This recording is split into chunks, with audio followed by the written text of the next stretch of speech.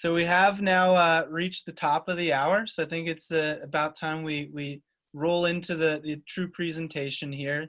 My name is Jeff Giannato. I'm a Senior Solutions Advisor at MarketSmart. I'm really going to just start off with a quick introduction to pass the mic over to Ben here.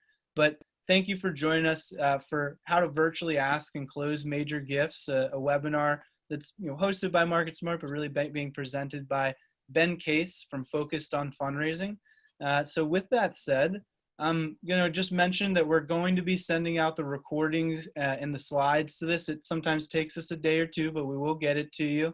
And furthermore, there's going to be opportunities throughout this presentation where Ben's going to be posing different questions. And so we encourage you to continue to use the chat tool. There's also kind of like a separate Q&A tool. We'll be monitoring it.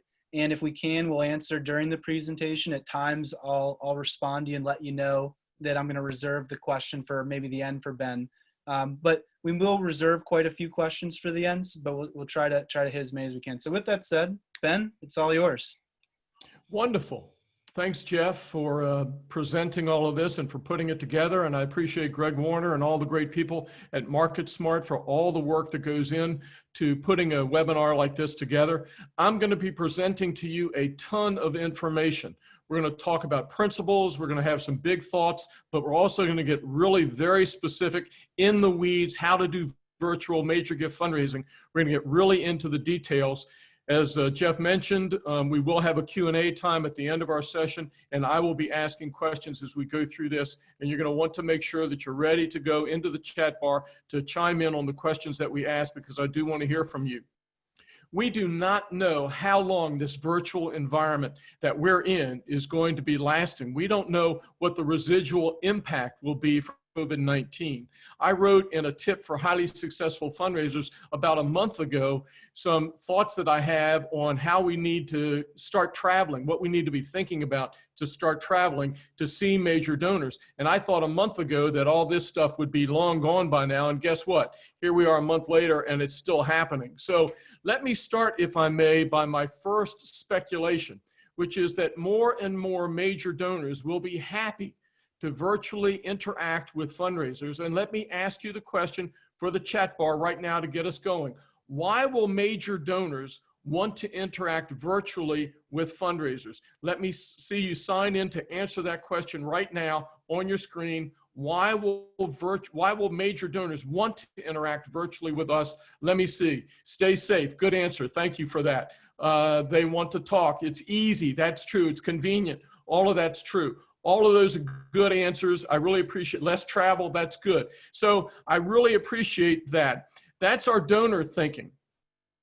Safety, it's easier for them. They're going to get used to this for all of their professional and much of their personal interaction with people. They're going to be using the internet. So let me move then to my second speculation, and that is that more and more nonprofits will virtually interact with major donors. So let me ask you this. Why do you think nonprofits and fundraisers will want to virtually interact with major and planned gift donors? Hit it in the chat bar. Why do you think it's going to want to happen that way? That donors are going to, that nonprofits and fundraisers are going to want to, cost savings, very good. Safety, good, true. Also, continue to build relationships, absolutely true. Wow, folks, thank you for all these answers and for your participation in all of this. I really appreciate it. Let me mention right here as you're typing in your answers that when it comes to major and planned gifts, I consider them to both be part of, when I say the word major gifts, I'm talking about planned gifts also,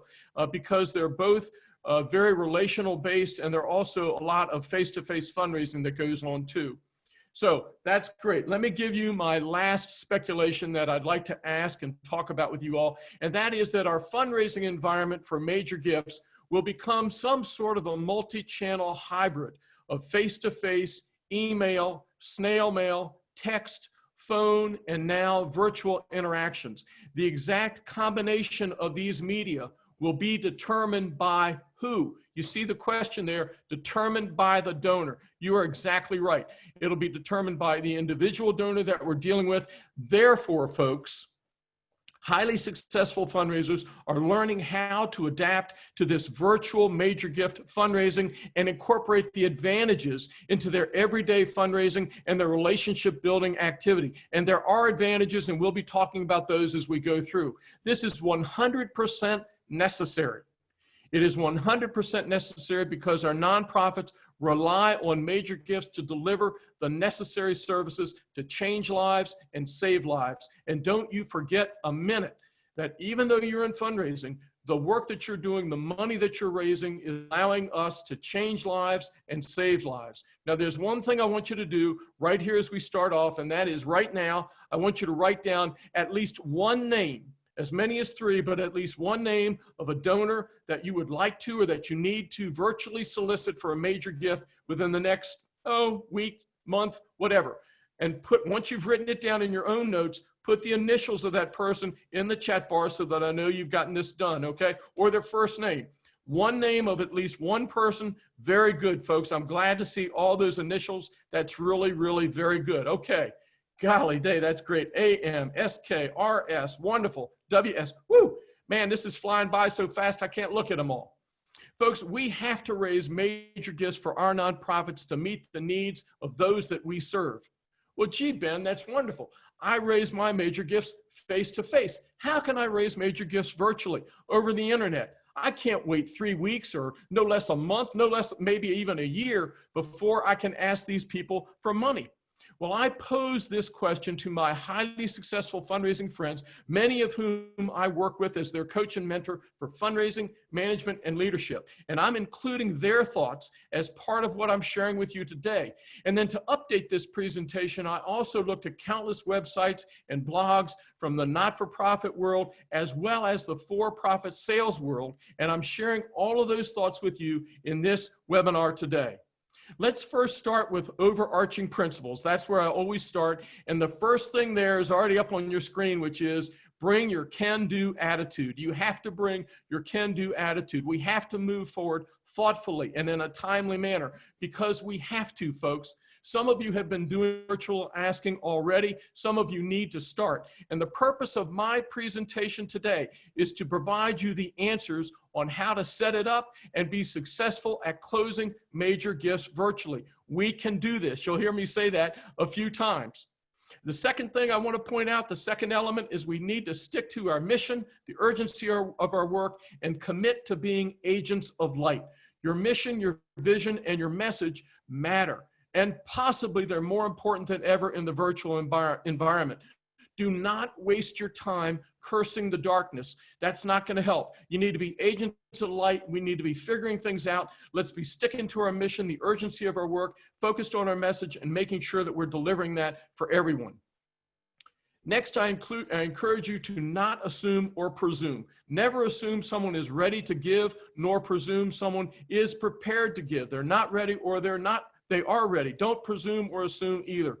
You know, someone may have been worth $100 million and they lost 30% of that when the market went down.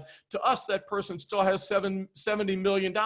But to the individual, to them themselves, they may be thinking they're at poverty's door, mainly because of uncertainty. They don't know what's happening in the business. There may be illness in their family. There are a lot of things that they need to be taking into account. So don't assume or presume anything. There are some businesses that are absolutely thriving right now.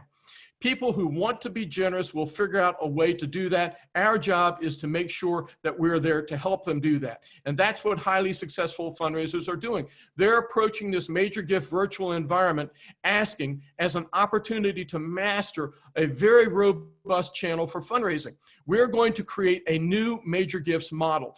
I consider this webinar a complete success just for you thinking about how you're going to solicit major gifts virtually.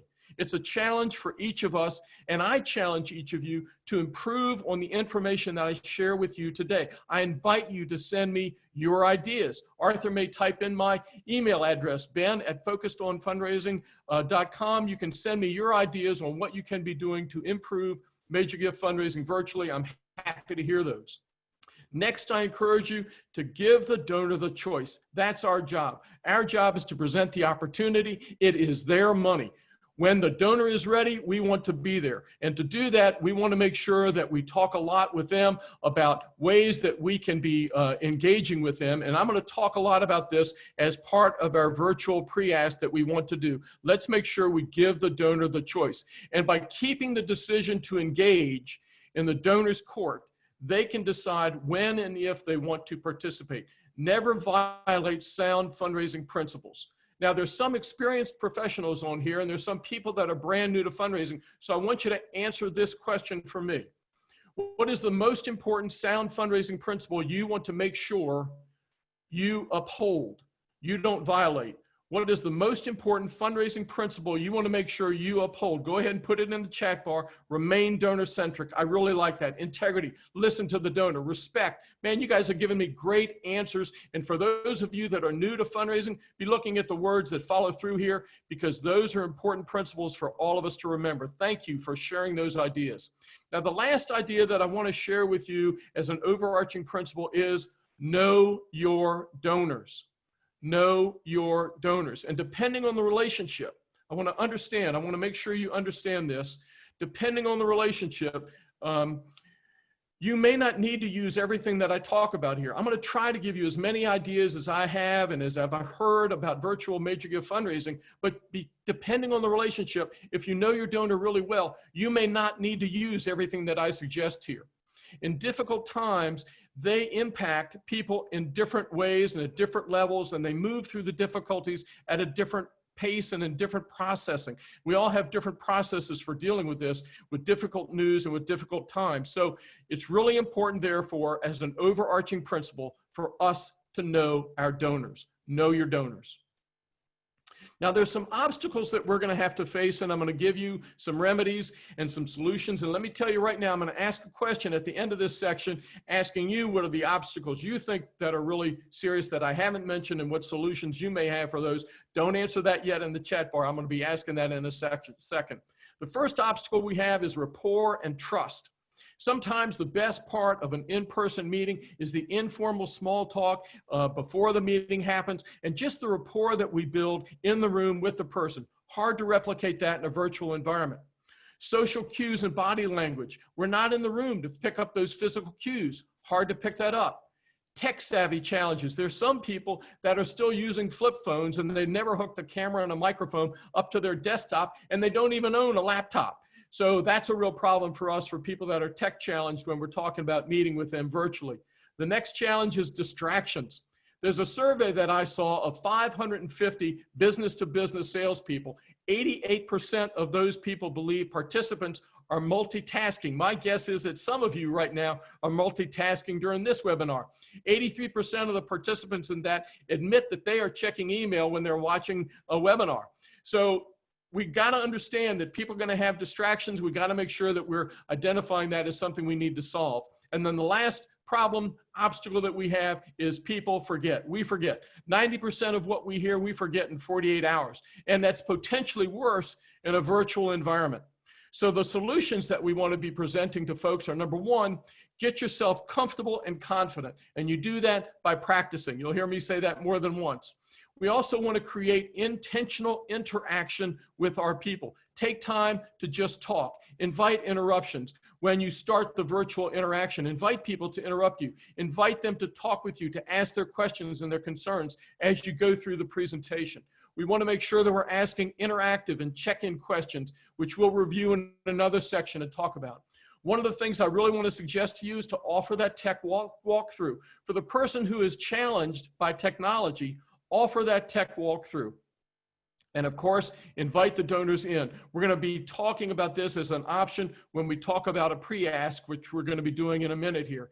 And then make sure you keep it simple, folks. Keep your presentation interesting and the discussion focused. We'll discuss a lot of options here, but you want to make sure that you keep your presentation, your virtual presentation, as simple as possible. Confusion kills gifts. You can write that down in your notes. Confusion kills gifts. So let's make sure we keep this as simple as we possibly can. Now, in the chat bar, I want to invite you, before we go into our next section, any other obstacles or solutions that you have, go ahead and put them in the chat bar right now. Any obstacles that I didn't mention that you think are important, and any solutions that you want to suggest around them. I'm looking for that right now. Zoom fatigue, yep, that's an obstacle. Interrupting each other, that's an obstacle. Fatigue, all these are really good. Thank you so much for all the problems. That's really good.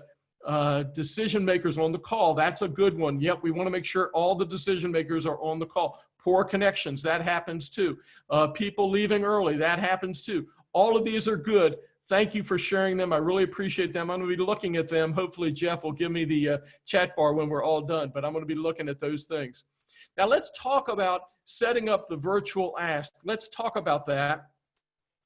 Now let me just mention before we get into the specifics here that just like the ask face-to-face, the setup for a virtual ask can be just as important as the ask itself. So I'm going to go through a lot of points here that are really important for us to consider when it comes to doing the ask right. And that's setting up the virtual ask. The first thing is let them know you care. If you haven't done this yet, somebody else has, and that's going to be a problem for you. This has to be done first. Your donors need to know that you care. Difficult times impact people in different ways, at different levels, and different perceptions, in varying progression. They go through denial and anger and bargaining and depression and acceptance. And acceptance is where we determine positively how we're going to react and act and how we're going to move forward. And that's where we want to really be engaged with our donors, is when they're in that acceptance phase, but we need to be dealing with them all the way through that. And again, in my coaching and mentoring, I've been helping my fundraisers to make sure they know their donors and they know where they are in the process of moving through the difficulties caused by COVID. Next, I encourage you to develop your message today. Sure, we want to put it together in a general sense, and then we will personalize it, but let's make sure we know what our message is today. And the message must be, first, it's on the screen, focused. We've got to make sure it's really simple and focused, what we're trying to make sure we're conveying to our donors, and what we want to be conveying to them is the impact donors want to make. We need to make sure we're conveying that opportunity to our donors very clearly. It needs to be appealing, motivational, inspiring. We want to make sure that it's memorable and repeatable. Remember, I just said that we forget 90% of what we hear within 2 days. We got to make sure that what we present is memorable and repeatable. Jeff, you need to catch up on the screen there. I'm hoping that you're with me here. Next is actionable. That should be fifth. Actionable needs to be what we're talking about also. We're asking our donors to take action, and we need to make sure we have clarity around the action we're asking them to take. Now, the message must also convey the mission of the organization. I already talked about we need to be mission focused, needs to be based on your mission, and then we also have to be conveying urgency. Why is this urgent now? It's really important now. Why is that going on? I don't necessarily like emergency, although there may be some emergency that we're conveying right now, but let's important why it's urgent. Let's be talking about why it's urgent. Maybe expansion of services. It may be an opportunity to advance the cause. Let's make sure that we're conveying that information to our donors. Next, in our virtual setup, we need to identify those donors ready to consider that major gift. This will evolve as health and wealth issues become more positive. People will move through the grief process that we talked about, and as they move through it, they'll be more willing to consider a major gift. So to know that, we have to stay in contact with our donors to know where they are in the process, to see how they are progressing. And then we need to know when the donor is ready. And to do that, we have to have a solid relationship because you've been paying attention to your donors. Some of the nonprofits that I work with, their president has a list every day of 10 donors to contact. Some of them, you have your list, I hope. I hope all the fundraisers in your shop have your list of people that you want to stay in contact. As we go through difficult times, we need to make sure that our donors know we care. By knowing that, then we're going to be able to identify who are the people that are ready to consider a major gift right now. Now, some of the nonprofits that I'm working with are actually considering their own rating system just for this time. Sure, we do ability and interest as our rating for, in general, for people to consider and to make sure we evaluate, but we also want to check out their readiness. And to do this, the nonprofits that I'm working with are also using just 3 symbols to consider readiness. Number one is a plus sign, which says the donor is ready to consider this. Then there's an equal sign that says that the donor is in a good state but not ready to consider. And then there's a minus sign that they use to say, hey, the donor's not ready for all this stuff. Let's make sure that we are staying in contact with them to know where they are. And yeah, I apologize, folks, that I'm going fast through this. Like I said, there's a ton of information.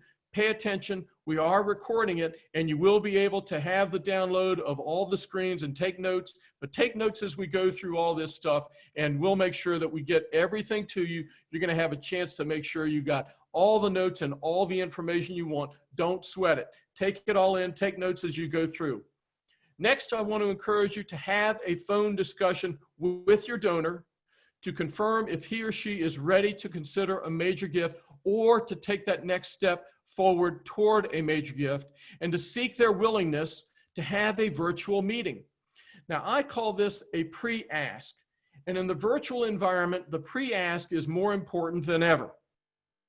Now, a pro tip is something that I do on my webinars for experienced fundraisers and for fast learners to make sure that all of us are really getting good information.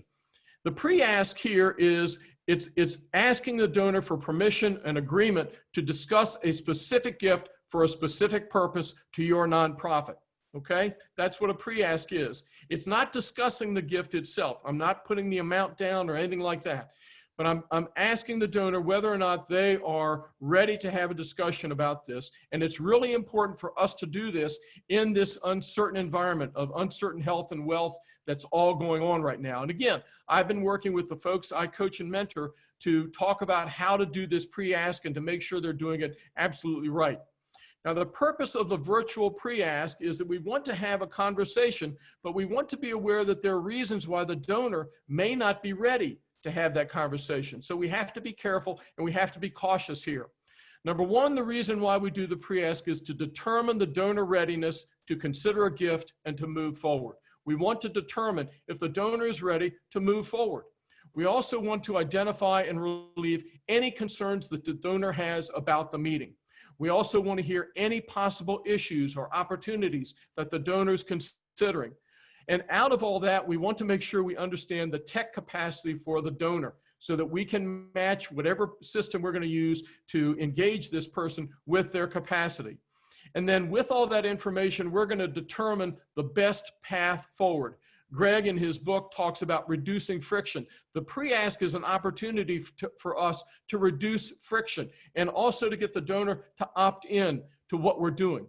We need to be ready when we do the pre-ask to state the urgency, to state why this is important and why it can't wait for us to meet face-to-face. We want to make sure that we do that. Now, the pre-ask, what we want to do is what will sometimes happen is that the donor will say, Jeff, we're not there quite yet. The donor will say, well, tell me what you have in mind. You'll say, are you ready to have this conversation? And the donor will say, well, why don't you just ask me, tell me what you have in mind. It's really important for us to decide right away whether or not we want to do that. I really prefer not to, but it can happen when you do the pre-ask. It's kind of like deciding, it's kind of like asking for the check before you've even ordered the meal. You don't want the donor to do that. You want them to have the whole presentation, but you want to be sure they're ready to have that discussion about their gift. So don't ask, when the donor says, tell me what you have in mind, don't ask unless the donor is absolutely frothing at the mouth, ready to, make that gift, write that check right now. Make sure that you and the donor are ready. The two of you want to make sure that you're ready for that. Now, there are two things to consider here when we do the pre-ask. There are two different relationships to consider. The first one is when you have a prior relationship.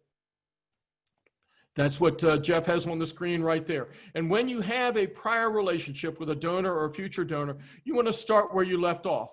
Was there an ask that was being considered? Were they paying on a pledge that you were talking about with them? Had you agreed to send them some information, or maybe you sent them some information and you need to follow up on that?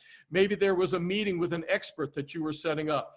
Maybe there was a question that they wanted to ask, that you wanted to ask. You want to make sure that you move forward wherever you left off. And the thing to do is to say, I know we were planning to have your meeting with this expert. Were you ready to move forward with that this week right away, or would you like like to do that in 2 weeks? I always like to give people a choice between two things, two opportunities that I like. So it's not a yes, no, are you ready to move forward? It's a question, are you ready to move forward with that meeting now, or would you prefer to move forward in a couple weeks? I want to double and triple check that the donor has the bandwidth and the liquidity to explore a potential gift with you. Now, the other opportunity here is that the donor has either a very limited relationship or no prior relationship. Maybe they're a smaller donor, maybe they've given smaller gifts, and you want to be able to move forward the opportunity to reach out to these possible past donors, to these smaller donors, to expand your donor pool of those people who have capacity. Now, there's some best practices here with people that you don't have a great relationship with, a deep relationship with. Number one, have a reason to contact these folks. It may be to inform them. It may be to ask questions about something. It may be to seek their opinion. It may be to get a reaction of some valuable feedback on a pressing issue or an opportunity. There may be all kinds of different issues that we're trying to move forward. We need to have a reason to reach out and contact these folks. Next, I encourage you to have something to offer, something of value. Could be something to read, an article, a book, something. I'm not talking about a keychain here, folks. And the pro tip here is I especially like, and pay attention here because this is a little bit complex, I especially like when I'm offering something that connects their greater awareness to an urgent opportunity. And it's even better when that matches the donor's desired impact. And that's what Greg and a lot of other organizations that do, that your researcher and some other people that your fundraisers are doing to know what kind of impact a donor might want to have. When all of that connects, when you connect greater awareness to an urgent opportunity, to a donor's desired impact, bingo, that's a great place to be. Next, I want to encourage you to have some great thought into your headline and your message because that matters a whole lot. And then I also want to encourage you to be core, not be new to them. The research that I'm looking at is saying that donors are giving, but they're focused where their core is, where they're most likely to give to their organizations that line up with their priorities and with their life values. So you want to make sure that you're presenting yourself as core. Next, I encourage you, keep it short. Whether it's an email or a phone call, make sure you know what your headline is and keep it short so that they can really have an opportunity to respond or not respond right away to you. And understand, folks, the last point on this section, make sure you understand that you may need some additional cultivation steps when it comes to doing the pre-ask and to engaging your people. Make sure you understand that, your boss understands that, all the people around you. Next, I want to encourage you to get to the final sentence here. And this sentence is up on the board here, and I want to look at it with you right now. Where you want to get to is, would you be willing to have a virtual meeting to discuss a gift to the program that you're most interested in? Would you like to do that soon, or would you prefer to do that in 2 weeks? Now, I want you to look at the name that you wrote down. Look at the name that you wrote down, and there are 4 words that I want you to consider right here. The words are, would you be willing? Would you be willing? Would you be comfortable? Would you be agreeable? Or would you be inclined to have a virtual meeting? Which one of those 4 words do you think you'd like to use? Look at the name of the person that you wrote down. Which one of those 4 words, comfortable, agreeable, inclined, or willing? Which word do you think works best for you in this sentence? Right here, you see, would you be willing? You like willing, Charles? I appreciate that. Comfortable, Craig. That's a good word. I like that word too. Inclined, willing, comfortable, good, willing, inclined. I think so, okay? The point here, folks, is I want you to use this sentence in a way that you're most comfortable. Make sure it fits you. You fit obviously what the donor is interested in. Would you be willing to make a gift, to consider a gift to whatever program it is that donor is interested in? Would you want to do that now, or would you prefer to have that discussion in 2 weeks? The pro tip here, folks, is do not leave it open-ended. Set a date for the meeting or set a date for the next step. Do not leave it as open.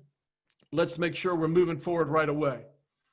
Now, next, I want to encourage you to be prepared to state why the meeting is urgent and why it can't wait to be in person. A lot of people are going to say, I'd really prefer to do this in person. You need to be ready to state why it's urgent, what's going on at a nonprofit, why it's important right now for us to talk about this. Next, I encourage you, never assume a donor is prepared to have this discussion. We don't want to impose our will on these folks. Let's make sure they're ready to talk about this. And then it's crucial to be sure that you've received the donor's approval to move forward. Is it better to do this meeting now, next week, or would you prefer to do this next month? Let's be giving them that option. And then, folks, I want you to schedule the meeting. Make sure you schedule the meeting so that you can move forward on a time schedule that agrees with the donor and that you're prepared to make sure you're doing this exceptionally well. Next, I encourage you in your preparation and your setup for the virtual ask to identify who will be in the virtual meeting. Who are you going to ask to join you from your team in the virtual meeting? Select the people who will enhance the solicitation experience. That's the question you need to ask. Who will enhance this solicitation experience? But do not confuse the donor. Don't have so many people that you're confusing the donor. And then you want to make sure that you prepare the people that are going to be on the call with you to make sure that everyone understands what their role is going to be. Next, I encourage you to consider the communication channel that you're going to be using based on the relationship with the donor, based on the overarching principles and the obstacles that are there. Consider the communication channels. And then I encourage you to prepare the materials that you're going to have for the virtual meeting. Prepare those materials. That may be a PowerPoint, which you want to make sure is easy to read and understand. I understand that 7 slides is kind of the maximum you want there. You may want to consider pre-recorded videos. 2 minutes are the max that I would encourage you to think about there. You may want to think about having the funding proposal ready to either email or mail to the person before the meeting, during the meeting, or after the meeting. My preference, obviously, is to present it at the meeting and then mail it afterwards. That's what I prefer to do, but for some reason, you may want to send it ahead of time. Then I encourage you to think about who your virtual meeting provider is. A great rule of thumb is to ask if your donor has a personal preference, and that's who you want to choose. So you're going to have to learn a lot of different platforms here. Next, I encourage you, do your detailed preparation. That's what you need to do to set up this virtual ask, and that includes to remember, you are not a participant, you are the leader for this, so you've got to prepare to look your best. You want to make sure you're doing that. You want to do your tech prep, your camera, your mic, your background, those things matter. You want to practice where you're looking. When you're looking at the screen, you're not looking at the person. When you look at the camera, you're looking at your audience, and that's where you want to keep your eye. You want to learn how to look at the camera and glance at the screen to make sure that you've got a good balance there. You want to practice speaking clearly because you're not in a small room. You're in a who knows what kind of environment, who knows what noise is going around. So practice speaking clearly, and then make sure you bring your energy. Folks, on the internet, boring is really boring. Bring your energy to the meeting. Next, I encourage you, prepare your actual presentation. You want to personalize the presentation and the meeting to the person, to the donor that you're talking with. And then here's the pro tip here, ask interactive questions. This is something, folks, you should all write down, okay? Data, insight, question. What you're doing here is you're presenting a certain amount of data, some information, some data that you have. You're saying, what's the insight that our nonprofit has gained from this data? And then you're asking the donor the question, is this something that aligns with what you've seen? Is this something that you've experienced in your work? Tell me your perspective on this data and this information that we've just shared with you, the insights. You're asking that as an interactive question to make sure that people are engaged with you. And then I also encourage you to ask check-in questions to make sure that the donor is engaged and to make up for any loss of social cues that you're missing. And here are some suggested check-in questions that you might want to write down. Number one, is this helpful? Is this helpful? Does this resonate with you? Is this clear? You'll notice these are yes/no questions because I'm looking to make sure really clearly, is this person tracking with us, yes or no? That's intentional interaction that we want to have. Then you want to prepare for likely objections. You want to make sure that you do your preparation for objections. I encourage you to practice, know your answers to those objections, know your tech workarounds. I know, folks, I guarantee you, when you're in a virtual environment, something is going to go wrong. Something went wrong before we got on with you today. And Jeff had a workaround and we were there, we were ready to go. And then make sure you consider sending materials before the meeting. You're going to want to think about doing that. And I encourage you to inform the donor who will be in the virtual meeting. I don't like to be surprised by who's in the meeting, so inform the donor as to who's going to be in the meeting. You may want to give them a bio or some information if they've never met the person, but make sure your donor knows who is going to be in the meeting. Okay, folks, chat bar time. Look at your name. Look at the name that you wrote down. What are you doing next to prepare for a virtual meeting with that person? What are you doing next to prepare for a virtual meeting with that person? Put it in the chat bar. Let me see what you have to say here. What are you doing to prepare next for that virtual meeting? Asking for the meeting, Zoom, sharing the Zoom link, phone call, good, excellent, locking down the date, woohoo, that's great. Pre-ask, good, I like that. Crafting the presentation, the phone call, man, you guys are rocking. This is good, this is good. I like all your answers, folks. This is great. I'm really glad to see you working on this, thinking this through. Let's do that preparation and move now to actually making the virtual ask, okay? Let's talk about that. First, we need to be confident, we need to be comfortable, and we need to smile. Folks, we're really serious. I tend to be really serious. It's nice to smile. And on the internet, it's really warm. It comes across as your best self. So let's make sure you practice so that you're comfortable, you're confident, and you know how to smile. Next, I encourage you, be clear and keep it simple. I know I've said this a few times. Clarity and simplicity are even more important in the virtual environment. Be brief and to the point. Long-winded pitches are never good when we're asking for gifts, and they're especially ineffective when you're not face-to-face. Overall, I encourage you to set a comfortable pace. Conduct the meeting as you would any fundraising meeting or any other kind of virtual interface that you have. And that normally starts with welcomes and introductions. Then you have a conversation to start with an appropriate amount of informal talk. And that might include questions like, what's happened since we last talked? Maybe tell a story about the donor that gives some kind of easy interface to the people that are participating. Tell a story that connects the donor to them. And then you may want to ask if there are any immediate issues that have happened since you last talked with the donor so that you know what those are. I like to make sure that I also do a time check. You know, we've scheduled this meeting to last for a half hour. Is that comfortable with you still? Are you still good with that? Now, let me ask you all this question right here, and you see it on your screen. Is this a conversation with a friend, a donor, a partner, a board member, a big shot, or somebody else? Type it in the chat bar. Who are you having a conversation with? A board member, very good. Donor, friend, donor, ally, great answer, I like that. Former board member, good stuff here, folks. Alum, very good. All of the above, good. Okay, my point in asking this question is to tell you to act appropriately. Act as you would normally. Be genuine. Be warm, but not too familiar. Don't flirt or unnecessarily patronize the person. Let's make sure that we're genuine in our interactions with our folks. Next, I encourage you to review the agenda and the plan for the meeting. And there's something really important right here that's on your screen right now. State what you want the donor to do or know right up front. Now, and basically what you're saying is the purpose of this meeting is to, and then you're going to fill in the blank, discuss a program or ask you for a gift to support the program. Now, I am not doing the ask here. Okay, let me be clear. I'm not doing the ask here. What I am doing is I am stating what the meeting's purpose is so that the donor understands why are we all here. We have that clarity. Next, I encourage you, you might have sign on a beneficiary of services, someone who can give a 2-minute testimonial about the great work that your nonprofit does. And I encourage you to also think about some kind of a video overview. And here's the pro tip here, folks.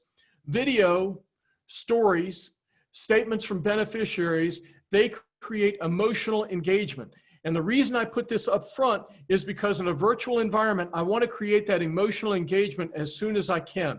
All right, so remember that. Donors are making both rational and emotional decisions when they're thinking about your gift. Let's create the emotional connection right up front.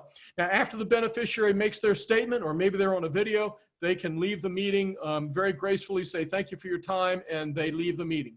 Next, I would encourage you to have the CEO or the program director do their presentation. And the CEO or the program presentation, they're presenting 3 things. Number first, the issue that we're talking about, the opportunity, that we have here to deal with. And then second, the plan. Don't get into the weeds.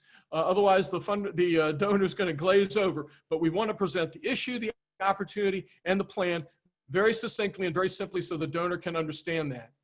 Next, I encourage you to have the third-party endorser statement. And this might be a board member or a donor or somebody who's already given to the program, and they sign on. They've been on the meeting so far because you want them to hear everything that's talked about, any questions the donor has.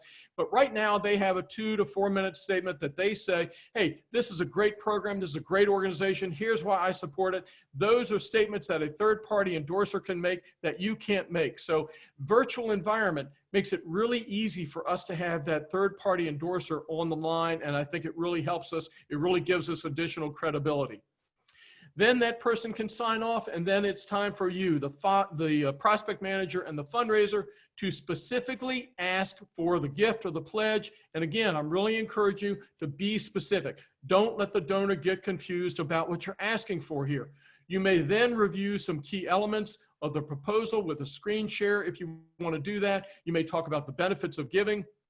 You may talk about recognition, but let's make sure that we're really clear in making the ask, answering questions, answering objections, and then if the donor's ready to commit right then, we let the donor make their gift and make their gift commitment right there online, okay? We determine and agree to next steps. Let's make sure that we have a date and a media for our next meeting. That's wonderful. I appreciate your concerns. Our date for our next meeting is going to be such and such. I'll be sending you a Zoom invitation for that. And that's how we're going to do that. Let's be real specific on what's next. And that leads to my last point, number 13 right here. Summarize, folks. We just went through a virtual meeting. We know there are distractions. We know there's all kinds of things that people are going to forget. Let's summarize very quickly. Here's what we talked about. Here's the opportunity we have. Here's the things that you expressed that you were concerned about. Here are the things that we're going to be doing next. Here are the date that we're going to be doing. The better the summary, the more likely the follow-up will happen. So we got to make sure in a virtual environment that we summarize, okay? Now, I have been encouraging you to be thoughtful and intentional about creating interaction. And there's something here that is difficult, and that is body language. It can't be seen. Facial cues can be more revealing than body language. So the pro tip here is to learn to read facial cues, but we have to be careful in making sure that the facial cue aligns with what we think is going on here. And we also need to be careful about reading silence or head movement. Let me give you an example here. Dropping the head, that can either be a negative, or it can be a deep thought, or it can be time of reflection. All right, you don't know which it is necessarily. Nodding can be agreement, or it can be understanding. Those are totally different. One is agreement, one is understanding. Shaking the head no can be no, it can be disdain, it can be unbelief. And the unbelief can be in who knows what. So the pro tip here, folks, is to make sure that you match the head movement with the facial cues. And if you're not sure what you're seeing, ask. If you're not sure what you're seeing, ask. Gee, I'm a little confused. I see you nodding your head. Does that mean you agree with what we're saying? Ask, folks. Step into it. In a virtual environment, we need to make sure that we're reading the cues right, and we need to check in with what we're hearing and seeing right there. So ask if you're unsure. Be comfortable with silence. Don't feel the need to speak into it, because there is frequently a time lag on the internet. Now, what are you going to do if the donor has no camera? On the chat bar right now, what are you going to do if the donor has no camera? On the chat bar, what are you going to listen? Ask, listen, phone call. That's a good, yep, turn mine off. You can do that, or you can stay on. Make sure that you have a cue on what you're going to do. But I can tell you the main thing you want to do is listen. People talk because they want to be heard. Show you're listening, and the way to show you're listening is to not interrupt. Don't finish your donor's sentences. Clarify, ask appropriate questions, comment to get the appropriate response. Make sure that you're really paying attention. And remember, your response time can be delayed because of time lags. Now, if a donor asks for more information or is not yet ready to commit, what are you going to do? In the chat bar, if a donor is not ready to commit or they ask for more information, what are you going to do? In the chat bar.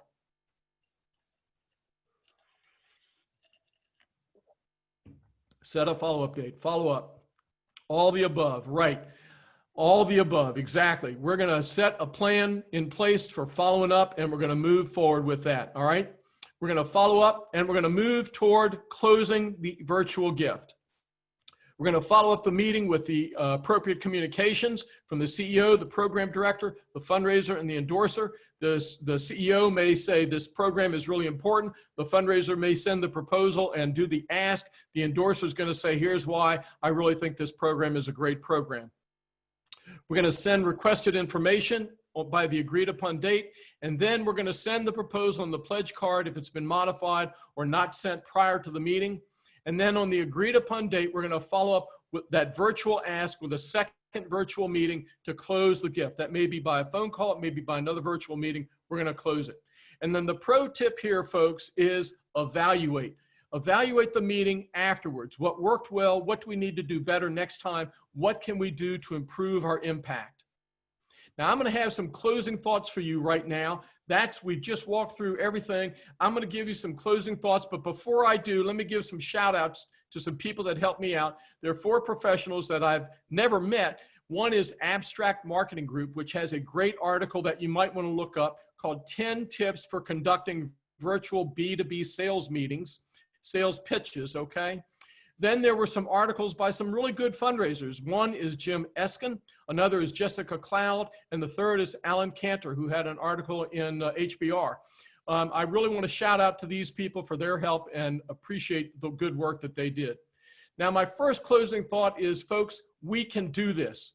Frankly, I have been surprised at how well this has gone. That's what I heard from one fundraiser that I've worked with. One organization I connect with received a $2 million gift from a $36 donor. $2 million from a $36 donor. Another client that I work with had a record year. They just finished their fiscal year. They raised $235 million. They had a record year. Another client is about to raise more than $4 million, which was what they were trying to raise basically in 1 month. It was a really intense fundraising campaign. They're having success. Numerous fundraisers that I coach and mentor are receiving their first major gifts. They got good stuff going on. Look at the 3 names you wrote down, or the 1 name you wrote down. What are your plans to virtually solicit one of those donors and close that major gift? What's your plan? Write it in there. Close $3 million. Tracy, I'm really glad to see that. What's your plan right now? What are you going to be doing to close major gifts? Write it in the, go Tracy. Congratulations. That's good. Okay. You get a lot of shout outs here, Tracy. That's good. Write in the chat bar, everyone. What is your plan right now to go close that gift? What's your plan? Schedule the meetings. That's good. Thank you, Tracy. That is really good. That's why you're successful. Follow up in a week. Good. Wait, great. Document a plan gift. That's good. Folks, this is great stuff. I'm so proud of all of you. Develop the plan. That's really great. Identify and schedule. That's really great. Make the call.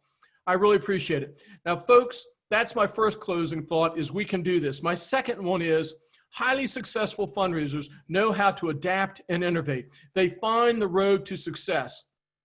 We are going to learn how to virtually ask as another way to close major gifts, folks, because we can do this.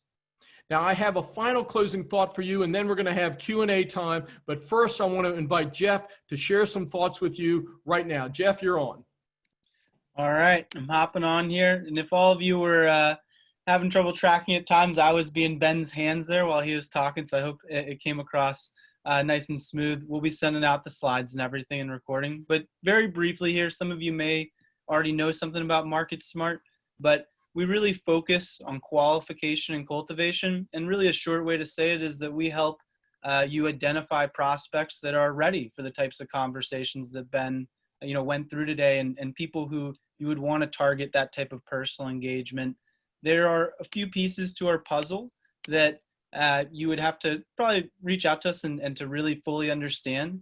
But we, in terms of qualification and cultivation, we're kind of a mix of a marketing firm and a technology firm. And really, at the end of the day, we're trying to employ tactics that help you find prospects that you can set appointments with. So I don't want to take up too much of the time talking about Market Smart. If you would like to learn more, please visit our website, imarketsmart.com, and feel free to reach out to us. So passing it back over to you, Ben.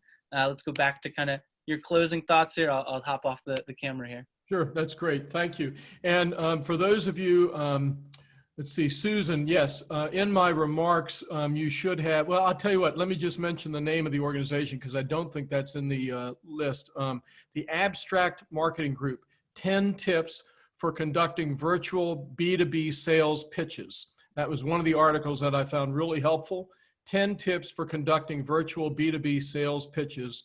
Would be one that I have there. Now, my last final closing thought is if you have found something that I've said to be helpful, I want to invite you to contact Arthur at focusedonfundraising.com. That's FOCUSED for a free 45-minute strategy session on how our coaching and mentoring and our fundraising council and our one-of-a-kind webinar, the Daily Dozen, can help you raise more money.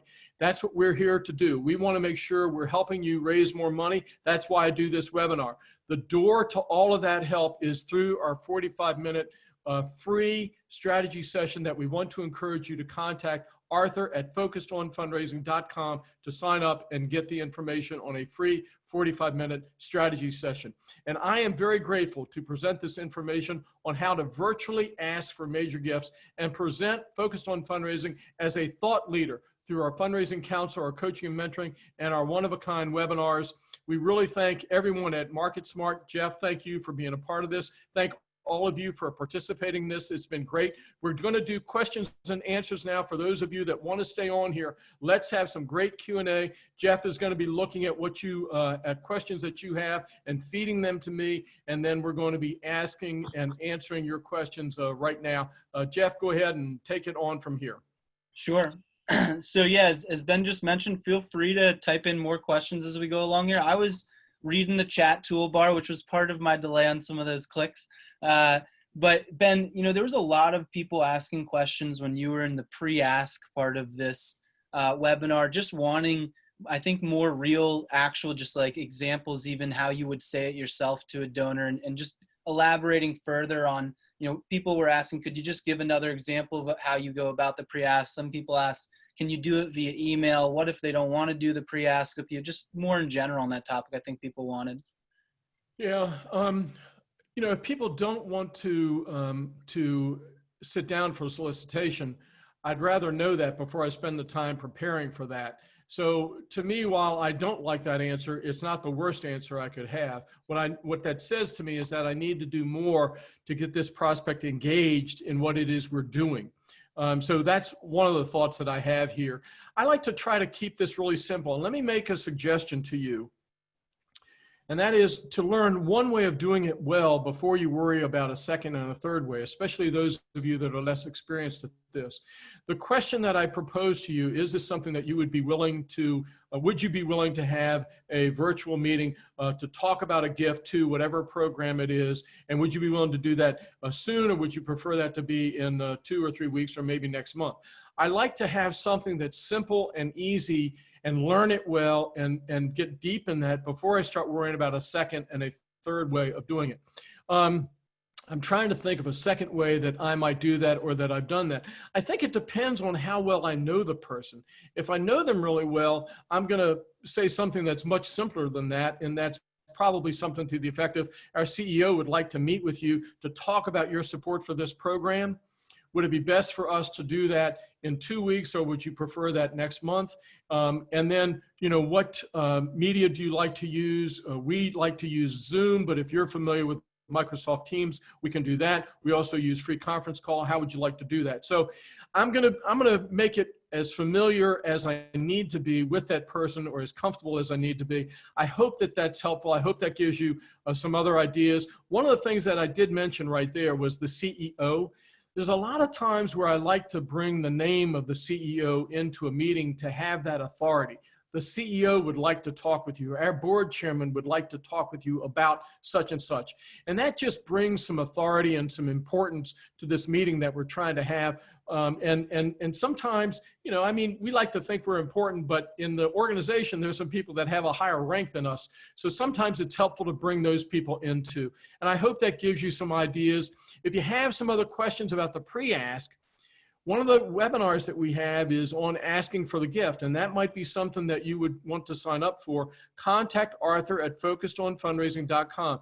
We have a simple webinar, one webinar that we do that's free, that Arthur may be able to steer you to. But again, I'm going to encourage you to sign up for the 45-minute strategy session to make sure that you're getting all the information and all the help that you need to successfully ask for a gift. Jeff, next question. Yep. There was a bunch of questions, and even one pretty recently here from Angela, it looks like, but there was a few surrounding, as you went through talking about the different individuals who could kind of join in on that sort of virtual ask, whether it's the CEO or the beneficiary.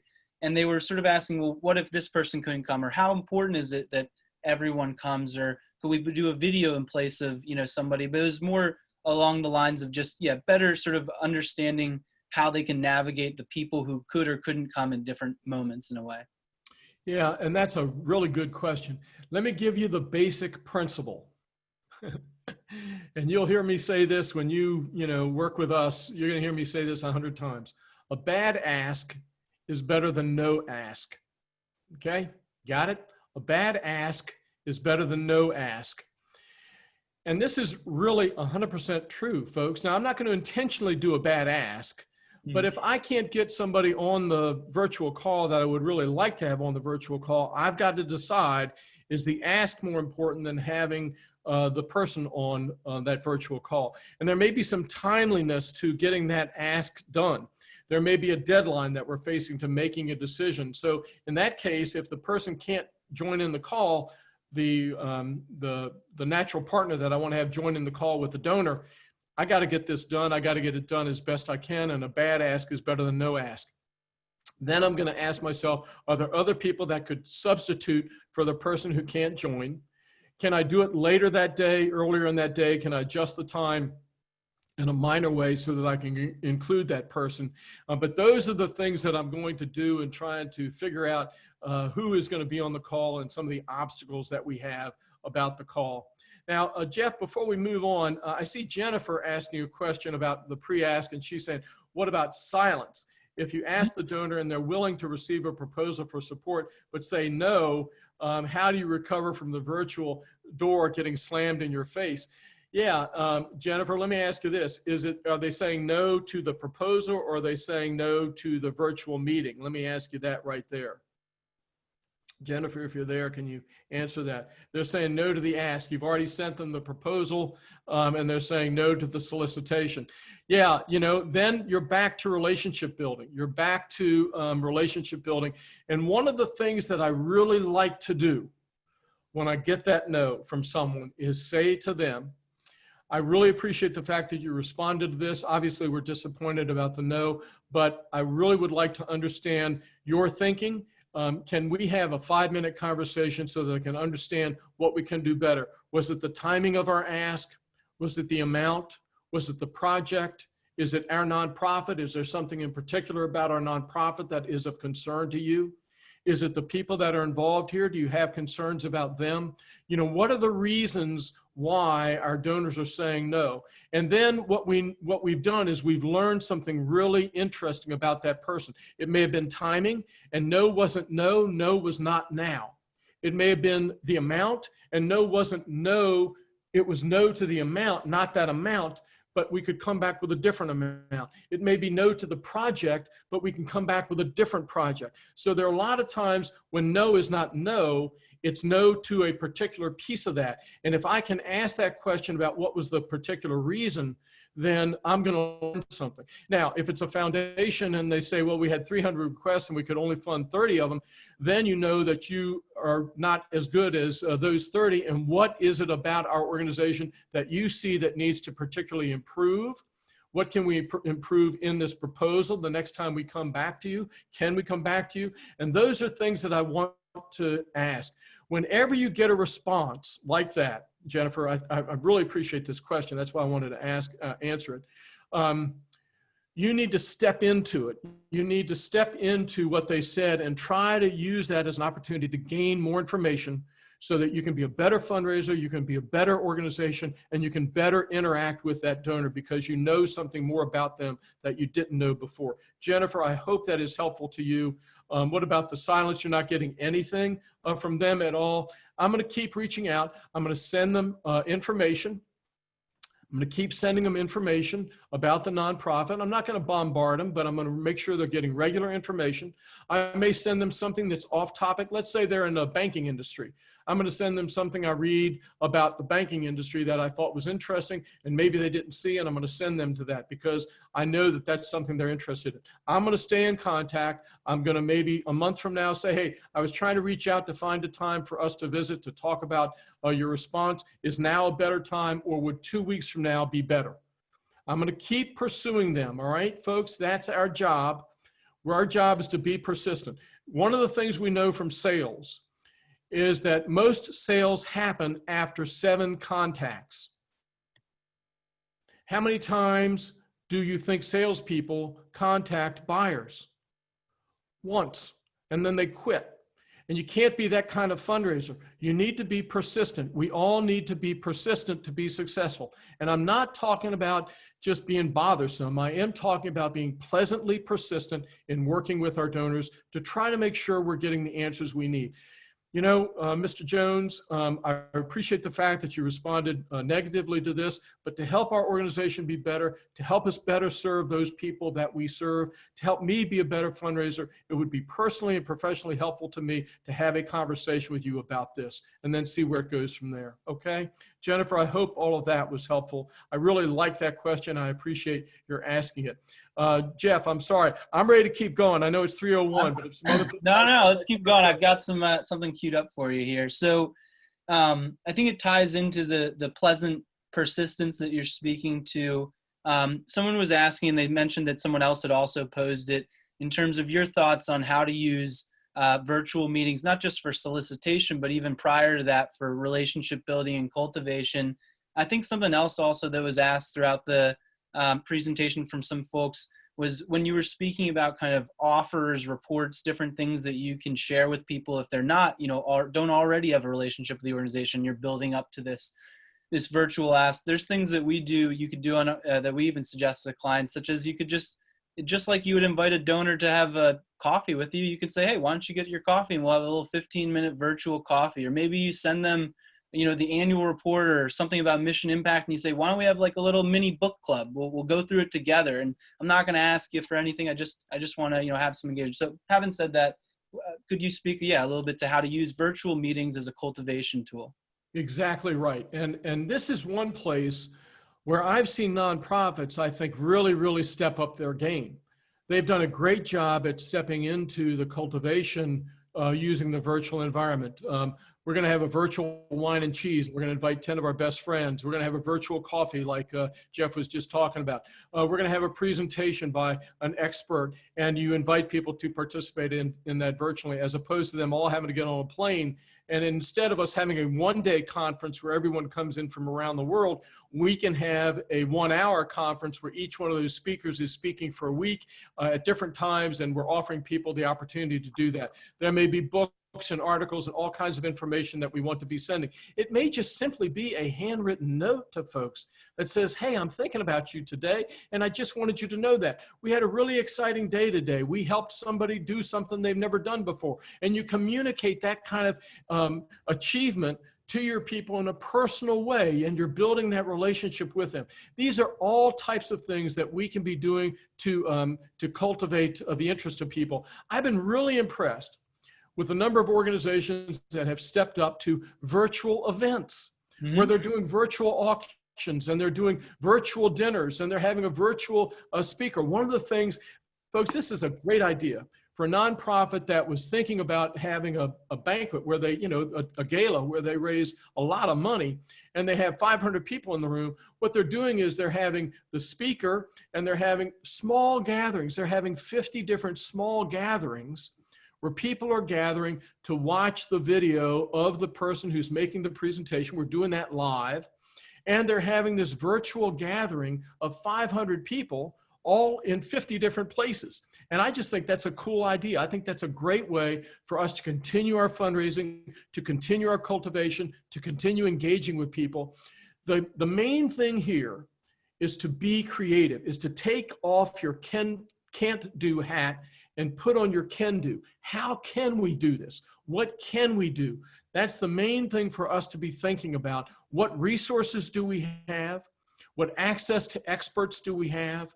Who do we know that would be of interest for people to speak to? What can we be doing to engage our people? Put on your can-do hat, get on your can-do attitude, and go about thinking about how do we cultivate our donors in this environment. You can do it. I hope that helps to answer your question. And Jennifer, that mahalo, I really appreciate it. I don't know if you're still on, but I was in Hawaii in January and I love it there. I think it was my 5th trip to Hawaii. So yeah. Okay, Jeff, other questions? So one just really quick for the audience, just although we've said this, we will be sending out the slides. We will be sending out a recording. Ben, I think people would appreciate if we add maybe a slide at the end that has a link to those 4 articles you mentioned, since they were asking for those links. So I think we'll do that too for everybody out there. So you hear that, we'll be sending those links to you as well. So I just wanted to mention that. I'm happy to do that. And I know the people that wrote those articles will be very appreciative. I reached out to the 3 fundraisers that were involved and let them know that I was going to be mentioning their name, and they were all appreciative. So that would be great. Oh yeah. So yeah, we'll get those names out to you. I'm sorry. Let me look through. I had a few comments written down, but again, folks, feel free to ask any questions you'd like. This one's probably more of a basic one, but we were even talking about it beforehand, Ben, is, what is the best way to sort of handle the distractions that you do know are coming, or maybe you don't know are coming? I mean, both of us have experienced doing these types of webinars, and you have your technological glitch.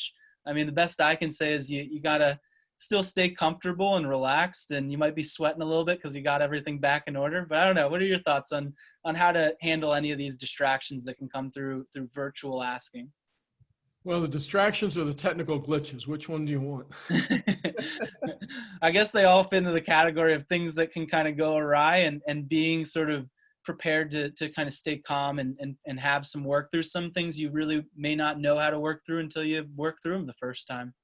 Yeah, and I think that's it. I think we've got to get as comfortable and as practiced as we can be to know our workarounds. I mean, Jeff had a workaround today that I would have never thought about, and boom, he hit it and we were there. To have access to someone who has technical know-how, if you're using a virtual environment, to either have them there or to have them accessible is something that I always try to do, because just about every webinar and every virtual encounter I have, there's some kind of technical glitch that happens. To know what your workarounds might be, to be willing to go ahead and hit the phone, to use FaceTime or to use some other easily accessible software package is something that you want to do. Know your material. That's the main thing when you run into a technical glitch, is to know your material well enough that whatever happens, it doesn't throw you off. Now, it's going to throw you off a little bit. I understand that. But the point is, you still want to try to do your best. And when you're doing your best all the time, folks, people are going to appreciate that, and they're going to applaud that, and they're going to want to be involved with you. And that's really the best you can do. Jeff, any other thoughts that you have on that? Yeah, I just think at times, although it's not a silver bullet, similar to what you're saying, the more you can kind of humanize it and just sort of be normal and just say, hey, a little glitch happened, we're back on here. Most people are going to be human right back to you and say, yeah, that happens, and move on with the conversation. So no, I think, it's a little bit inevitable. It's a little bit of problem solving that you can only gain a little bit by getting into those problems in the first place. Here's a good question that kind of ties into I think questions other folks have been asking in general, although we've been touching on it through some of the offers and different things. But, how do you approach, we kind of got to a point today where you're building up to that actual virtual ask, but so many membership and even non-membership organizations have these massive databases of folks who may have never even been contacted in 10, 20, 30 years, but they have a relationship. How do you approach even the beginning steps before you get to maybe this stage we talked about today? Yeah, and that goes back to what I talked about in terms of having a reason. We need to have a reason for reaching out to these folks. There may be something new that we're providing. There may be some new service that we're providing that we're trying to inform people about, and we think this person may be interested in it. We need to have a reason to contact those folks. So I would encourage you to go back through the notes in my section, in the section where I'm talking about the pre-ask there, and the pre-ask with people that are donors, but maybe they're live bunts or side bunts and they haven't given recently. What's the reason that we want to reach out to them? Talk with your leadership about this. Why do we need to reach out to people today? What's going on that's different today? And make sure that you're clear about some reasons why you can reach out, why you should be reaching out to folks. Those are things, that's where I start, is what's the reason for me to reach out for these folks? Then I'm going to be asking, what am I going to communicate? What's the message? What's the hook? What's the headline? What's the reason why these folks are going to be responding to us? Is there something that we can offer them that they're going to want to try to get engaged with us because they want this article, they want to have this information, they'd like to have this interaction with the person? Go back to that section in the presentation. I know I went through a ton of information, but go through that section in the presentation to help you understand exactly what we would do there. Ann Rubel, I want to give you a shout out. I was thinking about you the other day because I saw a bumper sticker with the university that you recommend, that you represent, and I saw that there, and I just want to give you a shout out there. So good. Jeff, any addition that you have to that information? I would just say on top of that, just similar to what you were mentioning, a lot of folks in that position who may not have been engaged, especially with regards to a major legacy gift, they're going to start out probably at an awareness stage. And so folks at that stage are going to be more likely than not ready to potentially speak with someone. And so it's important that you give them different opportunities to still almost have the type of conversation you would have with them, but maybe on their own at first. Maybe it's by filling out a survey. Maybe it's by having them tell you about their life story through a marketing engagement. But in general, I'd just add that marketing can be a good tool to let that person lean in on their own time and in their own way. And then you pick up the relationship from there. Something that was another question that just popped in here, but also one I think that came up in different ways is, of course, all of today was about the virtual ask, but when you make the virtual ask, let's say the individual either says they're not tech savvy enough for that, or perhaps they just prefer, a different means of communicating with you, whether it be phone call or something else. But yeah, what are your just suggestions in terms of, do you just tend to from there go down from, Zoom call to say, okay, well, let's at least have a phone call. And then if not a phone call, what's sort of almost the order or hierarchy of engagements that you hope to have with someone in a way? Yeah, and I am going to go through that because like I said earlier, the bad ask is better than no ask. And I really want to make sure that we are getting the ask in place, especially when there is urgency in. So I like to do in person because that gives me all the cues and all the communication and everything that I can possibly ask for is the in-person. If I can't do that, then I think Zoom is the next substitute for that. And again, whether it be Zoom or free conference call or Microsoft Teams or whatever the software is, the one with the picture with the camera is what I'm looking for. Then you would go from there probably into FaceTime or something that's a little less sophisticated. You can plug in your iPhone. We did this the other day.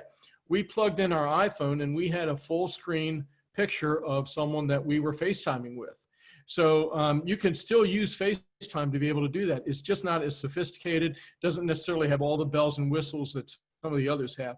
Then I'm going to go from there to the phone, where you're doing a conference call on the phone and make sure that your reception and your interaction is best there. And then from there, we're going to go to probably putting the proposal in the mail and even when we do that, I may want to do it with a phone call first to talk about it.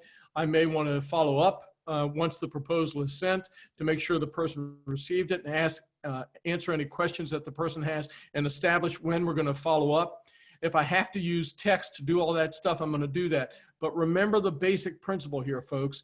A bad ask is better than no ask. I can count on one hand the number of times where I've had a bad ask in my career, 41 plus years, all right? When it happened, I apologized and we moved on in the relationship. And in maybe all but one instance, that worked just fine in 41 years, okay? So let's get the ask done. Let's not worry. Let's not make the perfect the enemy of the good. Okay. You've heard that saying before. Let's make sure that we're getting this done the best that we can and moving the relationship forward, moving the engagement forward so that the donor is becoming more and more engaged through their gifts and through their participation in what it is we're doing. Chad, I liked your suggestion about having a backup plan. That's very good. Everyone that's in the chat bar, let everyone know in case you lose connection, here's where we're going to go. Here's what we're going to do. Have that number already set up. I think that's an excellent suggestion. It's something that we've done. Thanks for mentioning that, Chad.